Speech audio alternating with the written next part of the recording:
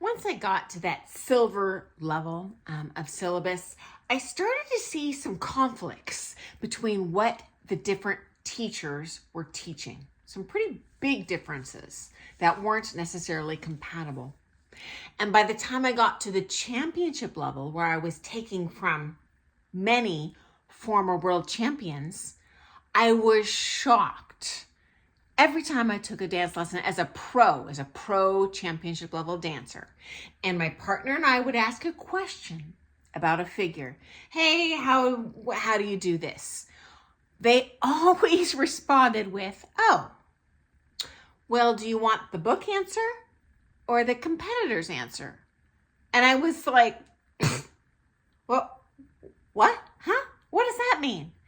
And I had no idea that there is a difference between how the ISTD book is written and how we dance at the higher competitive levels. And the higher you get, the more you start to deviate from that book.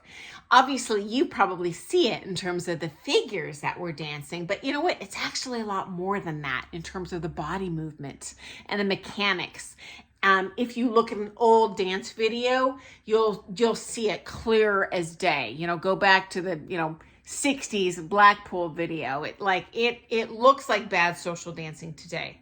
That being said, the reason those coaches asked us as pros, do we want the book answer or the competitor's answer, is because we were teaching. And every single competitor, including today's world champions, all start out learning the book. And there's all sorts of benefits to learning that, I'll say foundational stuff first, okay? So if you're building a Lincoln log house, you have that flat plate, and then you build on, and then you build on. By the time you get to the very top of the Lincoln log or the Lego house, that's when you start doing spires and decks and all the crazy stuff. If you try and put that stuff on early on, good luck building up the building. It's going to topple. You do have to master that book first. So if your teachers are starting to give you competing information, it's not that one's right or wrong. They're just prioritizing different things in your dancing. And the one that is maybe teaching out of the book might, in their perception, see, oh gosh, they haven't mastered this concept yet, and I want to give them a strong foundation. Now, if you're social dancing, and who cares about the quality? It doesn't have to feel good to your partner. It doesn't have to look good. If it brings you joy to do a bunch of gold figures, hey, do it. Ask your teacher. I'll teach you anything you want. But this is geared more towards competitors. It's going to be frustrating for you, honestly, because I went through it, and it took me years until I turned pro to be like, oh, those are two totally sets of different information, to understand why I was getting that conflicting information. And I do see a lot of dancers, when they first start doing open, they mistakenly think, oh, my first teacher sucked. They didn't know what they were talking about. They were giving me the wrong information. No, guess what? When I teach a beginner, I'm just railing on that, bronze figures out of that book, teaching it just like the book says. Do you think they're going to understand a proper, inside edge of knee lead with swing? No, it's going to be a disaster if I try to introduce that. When you're teaching kindergarten, do you start with Shakespeare? Lost cause, okay? You start with Jack met Jill.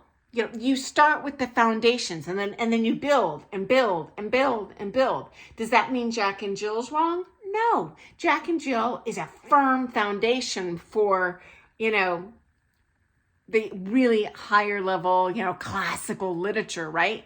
You got to start from ground level to build that awesome, strong house, okay?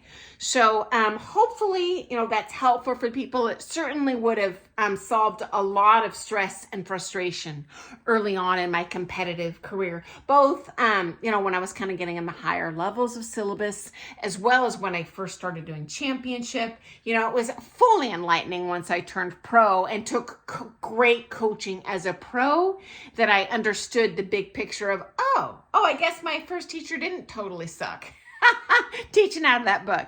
There's not a right and a wrong. It's just a progression in knowledge. So I sure hope you are getting the most out of your ballroom dance dollar. And guys, it's not just you. We're all hearing conflicting information. And the better you get, the more conflicting information you're going to receive. Set aside the artistic element, where when you get to open, there's many ways to do things, even outside of that book. Like once you deviate from the book, it's kind of like Protestantism splitting from Catholicism. Like, okay, well, Catholic's pretty predictable. When you get to Protestantism, you might have, 20 different Protestant churches, each with their own little spin. Well, that's what it's like when you're taken with all those different pros. None of them are necessarily wrong, some work better for other couples, and you just got to find the right coach matches, for you, that work best for your dancing. So anyway, guys, have an awesome day. I look forward to seeing you first thing tomorrow morning for some more hot ballroom dance tea. Guys, have an awesome day. Thanks for joining me. Doodles.